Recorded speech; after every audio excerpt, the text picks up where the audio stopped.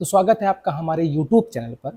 अगर आपने मेरे YouTube चैनल को नहीं सब्सक्राइब किया, नए हैं तो सब्सक्राइब कर लीजिए क्योंकि मैं लगातार आप तक हकीकत वाली खबरें पहुंचाता रहूँगा। खबरें क्या या यूँ कह लीजिए कि जो आप चाय की दुकानों पर बैठ कर के जिस बात पर चर्चा करते हैं, जिस चीज़ को जिस मुसलमानों को आप भाजपा की बी टीम कहते हैं, चाय की दुकान पर बैठ कर के ₹5 की कटिंग चाय पीते-पीते इन साहब को भाजपा की बी टीम कहते रहे हैं आप। आपने देखा कि उत्तर प्रदेश में एमआईएम ने चुनाव नहीं लड़ा और एमआईएम ने जिसका समर्थन किया वो वोट हासिल भी नहीं कर पाए। मतलब भाजपा को जो आरोप लगाया जाता था कि भाजपा की बी टीम है वो कहीं ना कहीं पूरी तरीके से ध्वस्त हो गया। और जो लोग असदुद्दीन ओवैसी के खिलाफ जो है साजिशें रच रहे थे कि इस बार लोकसभा चुनाव में हम ये बता देंगे कि ये बी टीम है, लेकिन असदुद्दीन ओवैसी ने एक बड़ा कमाल किया, एक बड़ा सियासी फैसला लिया कि हम उत्तर प्रदेश में चुनाव नहीं लड़ेंगे। लेकिन इम्तियाज जलील साहब सिटिंग एमपी औरंगाबाद से थे। मुसलमानों, बड़े अफसोस का मकाम है कि आज तुमने अपनी जमात को मजबूत नहीं किया। आप जानते हैं ना, जमीयत उलमा हिंद किस तरीके से इम्तियाज जलील साहब को हराने का काम किया। देखिए, वो आपने असदुद्दीन ओवैसी की ज़बान से भी सुना होगा। मैं खुद बता दूं कि करबला जब उनसे पूछा गया कि आप मुसलमानों से ये क्यों कहते हैं कि मुसलमान ही मुसलमान का गद्दार है, तब असदुद्दीन ओवैसी साहब ने कहा था कि मैं आपको एक एग्जाम्पल देता हूँ। करबला के मैदान पे मुसलमान ही मुसलमान के खिलाफ था। मतलब इमाम हुसैन का कत्ल करने वाला एक मुसलमान था, मतलब इमाम हुसैन का कत्ल करने वाला एक हाजी था, इमाम हुसैन को कत्ल करने वाला एक नमाजी था। मतलब करबला जो हुई उसका रीज़न था मुसलमान।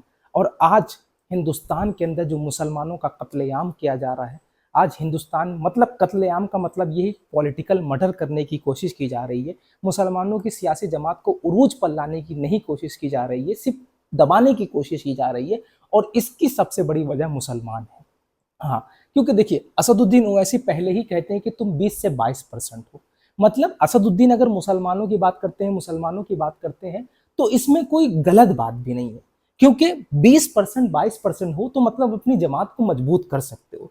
आज हिंदुस्तान के अंदर निषाद पार्टी का नेता है, आज हिंदुस्तान के अंदर कुर्मी समाज का नेता है, आज हिंदुस्तान के अंदर राजभर समाज का नेता है, आज हिंदुस्तान के अंदर यादव समाज के मुख्यमंत्री बन जाते हैं, आज हिंदुस्तान के अंदर पटेल समाज का नेता है। लेकिन हिंदुस्तान के अंदर 22% होने के बावजूद भी मुसलमानों का कोई नेता नहीं है। यहाँ तक कि बदरुद्दीन अजमल साहब को भी हरा दिया गया।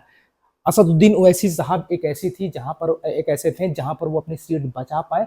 इम्तियाज जलील साहब सिटिंग एमपी को हराने की कोशिश की गई और हरा भी दिया गया। जो साजिशें रची जा रही थी वो कहीं ना कहीं कामयाब हुई। मुसलमानों, तुम लोग कहते थे ना कि क्या 2 से 3% लेकर के आप 2 से 3% हिस्सेदारी आपको मिल जाएगी या फिर 20 से 22 सांसद जिता करके क्या कर लोगे। मैंने शायद पहले भी कहा था, मैं अभी भी कह रहा हूँ, असदुद्दीन पहले कहते थे अपने मंच से, मुसलमानों किंग मेकर बनने की ज़रूरत है, मुसलमानों अपनी सियासी जमात को मजबूत करने की ज़रूरत है, मुसलमानों अपनी ताकत को मजबूत करने की ज़रूरत है। अगर आज अपने 3 से 4 सांसद जिता दिए होते तो शायद ये चेहरा जो है वो मुरझाया हुआ ना होता, शायद ये चेहरा जो है वो अफसोस नहीं कर रहा होता। क्योंकि जब 3 तलाक का बिल पास हो रहा था तो असदुद्दीन ओवैसी ये कह रहे थे कि मैं अकेला संसद में चीख चीख के चिल्ला रहा था कि मेरी शरीयत पे मुदालखत हो रहा है, मेरी शरीयत को बचा लो, मेरी शरीयत को जब संसद में शरीयत तार तार हो रही थी, जब अकेला आखिरी वक्त तक लड़ता रहा और कहता रहा कि मुसलमानों मेरी शरीयत पर मत मुदालखत करो, अकेले लिए लड़ता रहा। मुसलमानों, आज किस तरह से मुसलमानों ने इन पर साजिशें रची और रचना का ये हुआ कि बिहार की किशनगंज जो जीती जिताई सीट थी वो हार गए और जो सिटिंग एमपी इम्तियाज जलील साहब है उसको भी हराने का काम किया। जमीयत उलमा हिंद पूरी तरीके से प्रचार कर रहा था इंडिया गठबंधन का। औरंगाबाद की इम्तियाज जलील साहब के खिलाफ जो है वो प्रचार प्रसार कर रहा था और मुसलमानों को बरगलाने का काम किया। और कहा गया कि ये असदुद्दीन ओवैसी भाजपा की बी टीम है। अब मुझे बताओ कि मुसलमानों, तुमने एक तरफा वोट दिया था, सरकार बनी नहीं बनी, अभी भी आपकी इंतजार है, आप दुआ कर रहे हैं कि कब नीतीश चाचा पलट जाएं, अभी भी आप इंतजार कर रहे हैं कि चंद्रबाबू नायडू पलट जाएं, आप दुआएं कर रहे हैं। मतलब आपका कोई रोल नहीं रहा। रोल किसका है? नीतीश कुमार का। रोल किसका है? चंद्रबाबू नायडू का।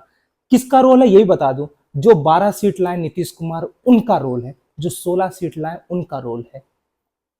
10-12 सीट ला करके क्या कर लोगे? तो 10-12 सीट ला करके ये कर लोगे कि तुम जिसकी चाहोगे सरकार बनाओगे। आज सारी नजरें जो है वो कब नीतीश कुमार बदल जाएं उस पर टिकी हुई है कि नीतीश कुमार कब मीडिया में ब्रेकिंग न्यूज चलने लगे कि नीतीश कुमार और जो है टीडीपी के चंद्रबाबू नायडू जो है इंडिया गठबंधन का समर्थन करने लगे हैं। जरूरत है मुसलमानों की, तुम अपनी क़यादत अपनी ताकत को मजबूत करने के लिए हिस्सेदारी लीजिए, मजबूत बनिए, ताकत बनी बनिए।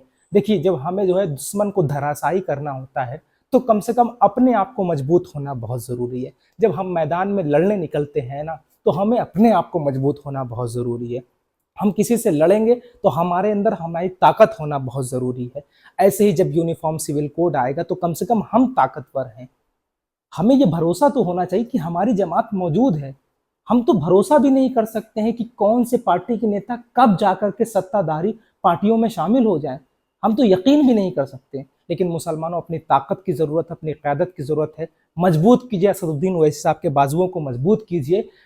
और हाँ, अभी विधानसभा के उपचुनाव होंगे, माफ कीजिएगा, अभी लोकसभा में जो जीत करके लोकसभा पहुंचे हैं उम्मीदवार, उन पे उपचुनाव होंगे क्योंकि वो विधायक थे और विधायक होने के बाद अब वो सांसद बन गए। सांसद बन के सांसद पद की शपथ लेंगे तो जो विधानसभा की जो सीट थी वो खाली हो जाएगी। जैसे संभल है, अमरोहा में है, इन तमाम सीटों, इन तमाम जगहों पर जो है वो विधायकी वाली सीट जो है वो खाली हो जाएगी। से नाहिद हसन की बहन जो इकरा हसन वो विधायक थी, उनको त्याग देना पड़ेगा। उनको जो है लोकसभा का उम्मीदवार वो चयन हो चुकी हैं, तो मतलब वो सीट भी बचेगी। और जो है शफीकुर रहमान के पोते जो हैं संभल से, उनकी सीट, वो भी विधायक थे, उनको भी त्याग देना पड़ेगा। तो कम से कम आने वाले वक्त में जब एमआईएम चुनाव लड़ेगी तो अपनी ताकत को मजबूत करना, क्योंकि इसमें ना तो किसी की सरकार बननी है ना किसी की सरकार गिननी है। तो कम से कम अपनी ताकत को मजबूत करना और यूट्यूब चैनल को सब्सक्राइब करना।